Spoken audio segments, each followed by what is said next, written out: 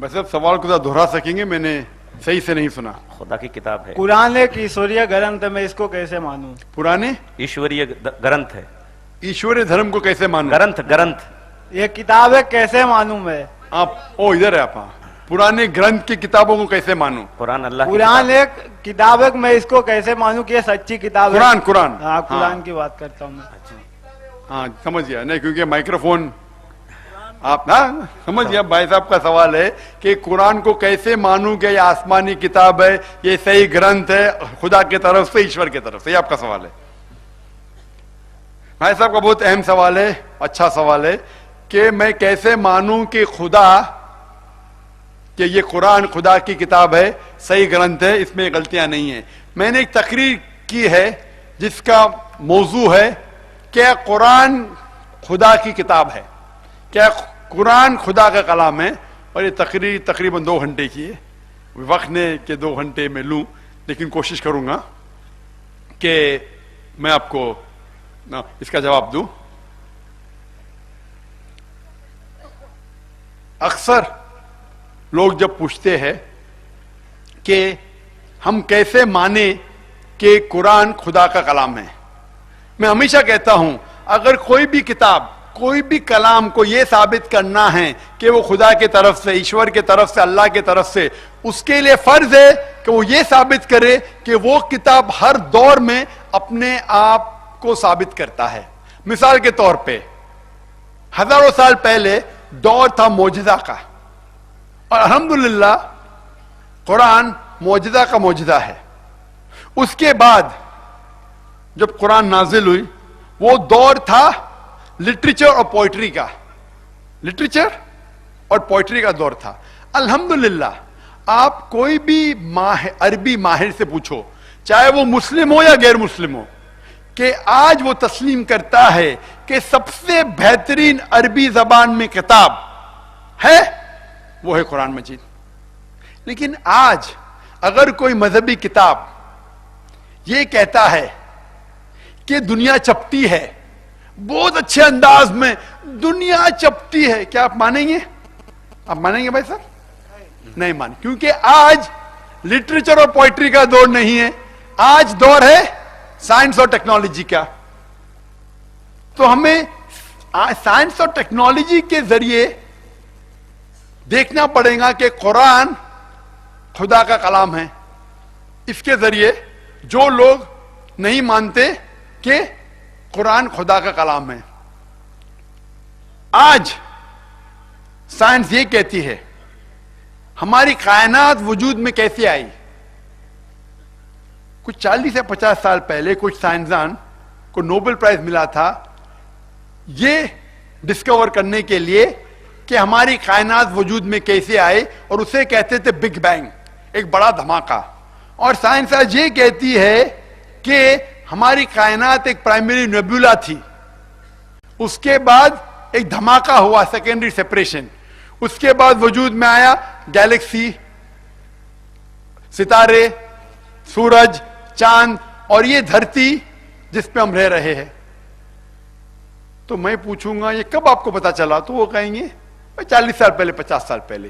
یہ چیز جو آپ کو 40 سال 50 سال پہلے پتا لگی، اس کا ذکر قرآن مجید میں ہے 1400 سال پہلے، سورہ انبیاء سورہ نمبر 21 آیت نمبر 33 میں، جہاں لکھا ہے، کیا لکھا؟ اولم یر الذین کفروا، کیا وہ کافر نہیں جانتے ان السماوات والارض کانتا رتقا ففتقناہما، کہ ہماری کائنات ایک تھی اور اللہ نے اسے جدا کیا، ففتقناہما. تو یہ جو بگ بینگ آج کے سائنسدان کو پتا لگی 40-50 سال پہلے، یہ قرآن مجید میں 1400 سال پہلے لکھا گیا ہے. اسے کون لکھ سکتا ہے؟ اور عام طور پہ جب میں سوال پوچھتا ہوں غیر مسلمانوں کو یا وہ انسان کو جو ایشور میں نہیں مانتا ہے کہ اگر میں ایک ایسی چیز، ایکوپمنٹ آپ کے سامنے لے کے آتا ہوں جسے کسی نے نہیں دیکھا، دنیا میں کوئی انسان نے نہیں دیکھا، آپ کے سامنے اگر لے آ جاتی ہے اور میں کہتا ہوں کہ اس کے میکینزم کے بارے میں اس کے بارے میں سب سے پہلا شخص کون کہہ سکتا ہے؟ اگر ایک اکوپمنٹ ہے، ایک نیا اکوپمنٹ ہے، ایک کمپیوٹر ہے جسے دنیا میں کسی نے نہیں دیکھا، کوئی بھی انسان نے نہیں دیکھا، اسے سب سے پہلا کون سا شخص ہے جو اس کے بارے میں کہہ سکتا ہے؟ خدا. ٹھیک ہے، آپ خدا میں مانتے ہیں. جو خدا میں نہیں مانتا ہے وہ کہیں گا بنانے والا، میکر، مینوفیکچرر، کریٹر، خالق. آپ خدا میں مانتے، بالکل صحیح. تو میں آپ سے پوچھتا ہوں کہ یہ جو انسانوں نے 50 سال پہلے جانا، اس قرآن مجید میں 1400 سال پہلے لکھا گیا ہے، اسے کون لکھا؟ خدا نے لکھا ہے. خدا نے لکھا. آپ تو ماشاءاللہ پہلے نشانی میں مان گئے. قرآن میں ذکر آتا ہے کچھ لوگ ایک نشانی سے مانتے ہیں، کوئی 10 نشانی سے مانتا ہے، 10 آیتیں سے مانتا ہے، کوئی ہزاروں آیتوں کے بعد نہیں مانتا. اگر کوئی نہیں مانے گا تو میں کہوں گا ٹھیک ہے. آپ کہیں، کوئی کہیں گا ارے محمد صلی اللہ علیہ وسلم بہت انٹیلیجنٹ تھے، انہوں نے لکھائے گا. میں بحث نہیں کہوں گا. میں پوچھوں گا کہ یہ چاند کی روشنی جو ہے وہ اپنی ہے، خود کی روشنی ہے، کیا لی گئی روشنی ہے؟ لی گئی. کس سے لی گئی ہے؟ سورج. ماشاءاللہ، آپ تو بہت انٹیلیجنٹ آدمی ہے ماشاءاللہ. سورج سے لی گئی. یہ کبھی پتا چلا؟ 200 سال پہلے، 300 سال پہلے. پہلے ہم سمجھتے تھے کہ چاند کی روشنی خود کی روشنی ہے. قرآن مجید میں 1400 سال پہلے لکھا ہے، سورہ فرقان میں سورہ نمبر 25 آیت نمبر 61 میں، کہ سورج کی روشنی خود کی ہے، چاند کی روشنی لی گئی ہے. یہ 1400 سال پہلے کون لکھ سکتا ہے کہ چاند کی روشنی خود کی نہیں ہے، لی گئی ہے؟ کون لکھ سکتا ہے؟ خدا. آپ مان گئے ماشاءاللہ. کوئی جو ناستک ہے شاید نہیں مانا، پھر بھی کہیں گا ہو سکتا ہے کہ آپ کے محمد صلی اللہ علیہ وسلم بہت انٹیلیجنٹ انسان ہیں. میں آرگیو نہیں کہوں گا. جب میں اسکول میں تھا میں نے پڑھا تھا کہ چاند ریوالو کر رہا ہے، روٹیٹ کر رہا ہے، ریوالو کر رہا ہے، روٹیٹ کر رہا ہے، لیکن سورج ریوالو کر رہا ہے لیکن روٹیٹ نہیں کر رہا، اپنے محور پہ نہیں گھوم رہا ہے. لیکن قرآن مجید میں لکھا ہے سورہ انبیاء میں سورہ نمبر 21 آیت نمبر 33 میں، هو الذی خلق اللیل والنہار، کہ اس نے بنایا ہے رات اور دن، والشمس والقمر، سورج اور چاند، کل فی فلک یسبحون، دونوں اپنے وہ گھوم رہے ہیں، گردش کر رہے اور اپنے محور پہ گھوم رہے ہیں، ریوالو کر رہے، روٹیٹ کر رہے. میں نے اسکول جب سن 1982 میں پاس کیا تھا، تقریباً 30 سال پہلے، وہاں میں پڑھا تھا کہ سورج اپنے محور پہ نہیں گھوم رہا ہے، لیکن قرآن مجید میں لکھا ہے. تو میں چونک گیا. پھر پتا لگا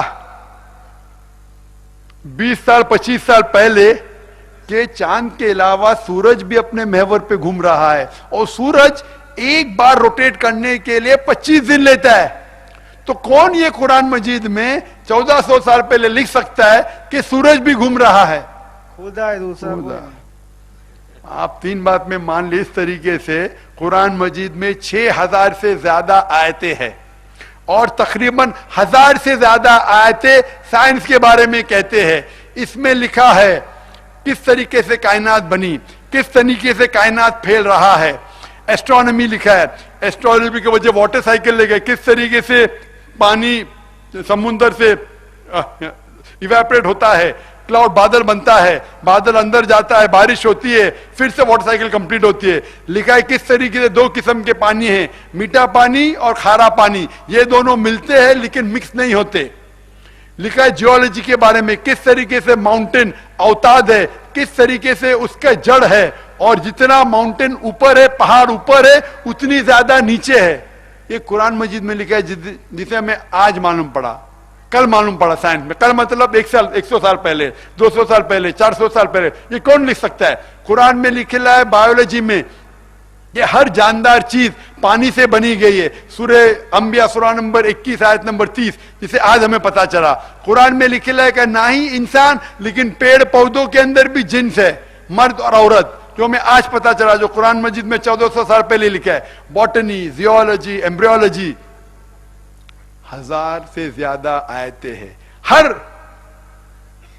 سائنس کے بارے میں جو ہمیں آج معلوم پڑا، جو قرآن مجید میں 1400 سال پہلے لکھا ہے، کل معلوم پڑا تو 1400، اس کے بعد میں پوچھوں گا کون لکھ سکتا ہے، اور جواب ہے خدا. ماشاءاللہ. تو سائنس کے ذریعے ہم یہ ثابت کر سکتے ہیں کہ خدا، یہ قرآن خدا کی کتاب ہے. اگر یہ سائنس آپ دوسری مذہبی کتابوں کے ذریعے پرکھیں گے، اس کو بائبل کے ذریعے پرکھیں گے، تو سینکڑوں آیتیں بائبل میں جو سائنس کے خلاف ہے. آپ اس کو ہندو مذہبی کتابوں کے ذریعے مطالعہ کریں گے تو سینکڑوں آیتیں ویدا میں اور ہندو مذہبی کتابوں میں جو سائنس کے مطابق سے صحیح نہیں ہے. بدھ مذہب کی کتاب لیں گے تو غلطیاں پائیں گے. میں یہ نہیں کہتا ہوں کہ سائنس کے ذریعے میں قرآن کو ثابت کر رہا ہوں. ہم مسلمانوں کے لیے قرآن اور اونچا ہے، لیکن غیر مسلمانوں کے لیے، ناستک کے لیے سائنس نمبر 1 ہے. تو میں آپ کے نمبر 1 کو لیتا ہوں، میرے نمبر 1 کو لیتا ہوں اور ثابت کرتا ہوں کہ قرآن اس سے کئی درجے اونچا ہے. تو اس کے ذریعے ہم یہ ثابت کر سکتے ہیں کہ قرآن ماشاءاللہ خدا کی کتاب ہے، ایشور کی کتاب ہے، اللہ کی کتاب ہے. اور آج کی تحقیق کہتی ہے کہ جتنے بھی آیتیں ہیں، ایک بھی آیت اسٹیبلش سائنس کے خلاف نہیں ہے. تو اس کے ذریعے آپ ثابت کر سکتے ہیں کہ قرآن خدا کا کتاب ہے اور صحیح کتاب ہے اور اس میں کوئی غلطیاں نہیں. جتنے باقی مذہبی کتاب جو خدا کی طرف سے آئے ان میں تبدیلی ہو چکی ہے. یہ میں نہیں کہتا ہوں، مذہب کے ٹھیکیدار کہتے ہیں، پنڈت کہتے ہیں، پریسٹ کہتے ہیں کہ جتنی باقی مذہبی کتاب ہے، چاہے عیسائی مذہب کی ہو، ہندو مذہب کی ہو، اس میں تبدیلی ہو چکی ہے. آپ جانتے ہیں مہابھارت پہلے جب ذکر مہابھارت کو کہا گیا تھا، ارجن کے پوتے نے کہا، اس میں 8000 شلوکا تھے. کتنے؟ 8000 شلوکا. پھر جب سے ایک جن نے سنا، دوسرے کو کہا، دوسرے نے تیسرے کو کہا، صدیوں بعد آنے لگے، پھر مہابھارت ہو گیا 24000 شلوکا. آج ہے 1,00,000 شلوکا. اب ٹی وی پہ دیکھیں گے رامانند ساگا کا مہابھارت، اس میں دیکھتے ماروتی بھی پیچھے جاتی ہے. وہ لیٹسٹ تبدیلی ہے. تو مذہبی کتابوں میں انسان تبدیلی کر رہے ہیں، لیکن قرآن میں اللہ تعالیٰ فرماتے ہیں سورہ ہجر میں، سورہ نمبر 15 آیت نمبر 9 میں، کہ اللہ سبحانہ و تعالیٰ نے قرآن نازل کیا ہے اور اس کی حفاظت کریں گے. جتنے بھی مذہبی کتاب نازل ہوئی قرآن کے پہلے، وہ صرف محدود تھے ایک وقت کے لیے، ایک گروہ کے لیے، سارے انسانوں کے لیے نہیں تھی. لیکن کیونکہ قرآن مجید آخری اللہ کا کلام ہے، آخری پیغام ہے، وہ صرف مسلمانوں کے لیے نہیں، سارے انسانیت کے لیے ہے. اور صرف عربوں کے لیے نہیں، سارے انسانیت کے لیے، چاہے آپ ہندوستان میں رہتے، چاہے یو ایس اے میں، چاہے یو کے میں. اور صرف اسلام ہی انسانیت کا حل ہے. اسی لیے کیونکہ یہ آخری کتاب ہے، خدا نے، ایشور نے، بھگوان نے، اللہ نے اسے محفوظ رکھنے کا وعدہ کیا ہے. کتنی بھی کوشش کرو، آپ قرآن میں بدلی لا ہی نہیں سکتے، کیونکہ اللہ اس کی حفاظت کر رہا ہے.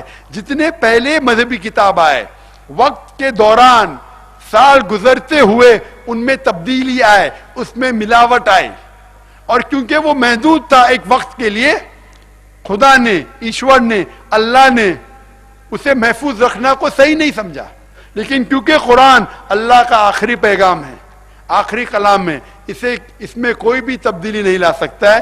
اللہ اس کی خود حفاظت کریں گے، اور ہر وقت، ہر دور میں یہ کلام اپنے آپ کو ثابت کرے گا کہ یہ خدا کا کلام ہے. بھائی صاحب آپ کو ابھی یقین ہے؟ بھائی صاحب آپ کو یقین ہے کہ قرآن خدا کا کلام ہے؟ 100%. آپ ایک خدا میں مانتے؟ ایک کوئی آپ مانتے کہ ایک خدا کے علاوہ کسی اور کی عبادت نہیں کرنا چاہیے؟ خالی ایک کوئی مان دو میں. آپ مانتے کہ بت پرستی غلط ہے؟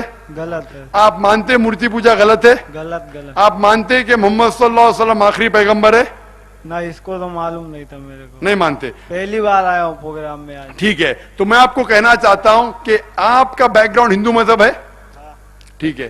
آپ جب پڑھیں گے، ہندو مذہب کا مطالعہ کریں گے، تو اس میں لکھا ہے بھوشیہ پرانا میں، پرو 3 کھنڈ 3 ادھیت 3، پرو 3 کھنڈ 3 ادھیت 3 شلوکا 10 سے لے کے 27 میں، اس میں لکھا ہے کہ ایک ملیشیا آئیں گا, ملیشیا مطلب فورینر, وہ آئیں گا, اس کا نام رہے گا محمد صلی اللہ علیہ وسلم, اور وہ سچے دین کا پرچار کریں گا.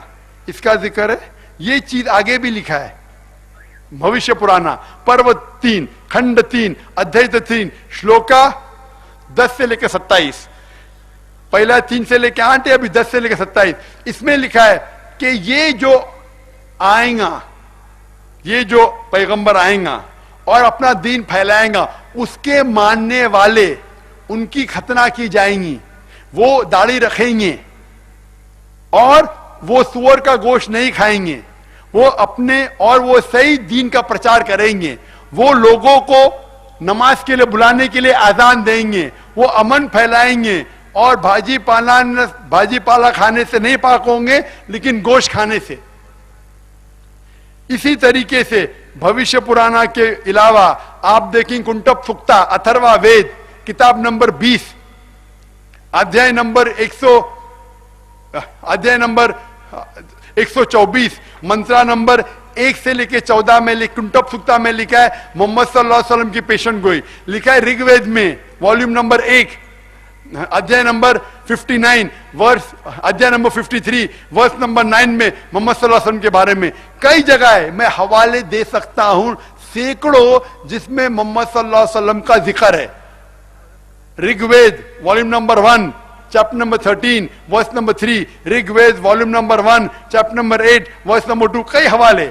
اور ایک صاف طور پہ جو لکھا گیا ہے محمد صلی اللہ علیہ وسلم کے بارے میں, وہ ہے کلکی اوتار میں, کہ کلکی پرانا میں, کلکی پرانا میں ادھیائے نمبر 2 شلوکا نمبر 5 7 9 11 اور 15 میں لکھا ہے کہ ایک کلکی اوتار آئے گا جس کے والد کا نام ہے وشنو یاس. وشنو مطلب ایشور بھگوان, یاس مطلب اس کا بندہ, ایشور کا بندہ, عربی میں کہیں گے عبداللہ. اس کے ماں کا نام ہے سمتی, سمتی مانی امن, عربی میں ہوتا ہے آمینہ. اور محمد صلی اللہ علیہ وسلم کے ماں کا نام تھا عبداللہ, سنسکرت میں بولیں گے وشنو یاس, والد کا نام تھا وشنو یاس, عربی میں ہوتا عبداللہ. محمد صلی اللہ علیہ وسلم کے والدہ کا نام تھا آمینہ, سنسکرت میں کہتے سمتی. اس میں لکھا ہے کہ وہ ساری دنیا میں امن پھیلائیں گے, اور محمد صلی اللہ علیہ وسلم نے کیا, لکھا ہے کہ وہ امن کے شہر میں پیدا ہوں گے جو مکہ ہے, اس شہر کے لیڈر کے گھر میں پیدا ہوں گے. محمد صلی اللہ علیہ وسلم قریش کے خاندان میں پیدا ہوئے. اس میں لکھا ہے کہ اس کے 4 قریب دوست ہوں گے, وہ ہے 4 خلفاء راشدین. اس میں لکھا ہے کہ سب سے پہلا پیغام اسے ایک غار میں ملے گا, ایک کیف میں ملے گا, اور محمد صلی اللہ علیہ وسلم کو سب سے پیغام ملا غار ہرا میں. اس کو سب سے پیغام ملے گا رات کے دور, محمد صلی اللہ علیہ وسلم کو سب سے پہلا پیغام اقرا رات میں ملا.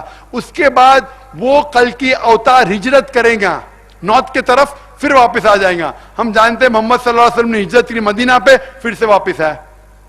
یہ ساری پیشن گوئی صرف ایک ہی شخص کی طرف اشارہ کر رہی ہے, محمد صلی اللہ علیہ وسلم.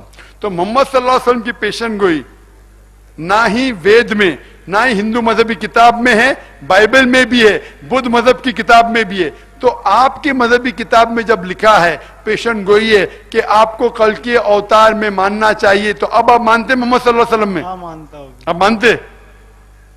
بالکل صحیح, صحیح, آپ کو کوئی شک نہیں. کوئی شک نہیں.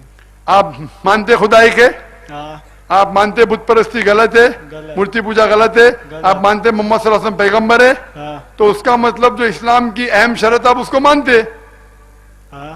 تو آپ چاہتے اسلام قبول کرے؟ وہ تو بعد میں سوچیں گے, ابھی ٹھیک ہے, آپ کو کوئی بھی زبردستی نہیں کر سکتا. آپ سوچئے, اگر کوئی سوال آپ کے ذہن میں آتا ہے تو آپ مجھے پوچھ سکتے ہیں بنا جھجک. ای میل islam@irf.net. کوئی بھی شک ہے مطمئن ہو جائیے, آپ صرف مجھے مت مانیے, جا کے تحقیق کرو. ذاکر جو کہہ رہا ہے خدا کے بارے میں صحیح ہے, ذاکر جو ایشور کے بارے میں کہہ رہا ہے صحیح ہے, محمد صلی اللہ علیہ وسلم کے بارے میں کہہ رہا ہے صحیح ہے, حوالہ لے کے, ایسا نہیں کہ ادھر لکھے لا ادھر لکھے لا, حوالے کے ساتھ جب آپ کو مطمئن ہو جائے گا تو دیر مت کیجیے, مجھے مت ملیے. آپ کہو کہ اللہ ایک ہے اور اللہ کے علاوہ کوئی معبود نہیں, محمد صلی اللہ علیہ وسلم پیغمبر ہے, انشاءاللہ آپ کو سفلتا ملیں گی اس دنیا میں اور آخرت میں. जी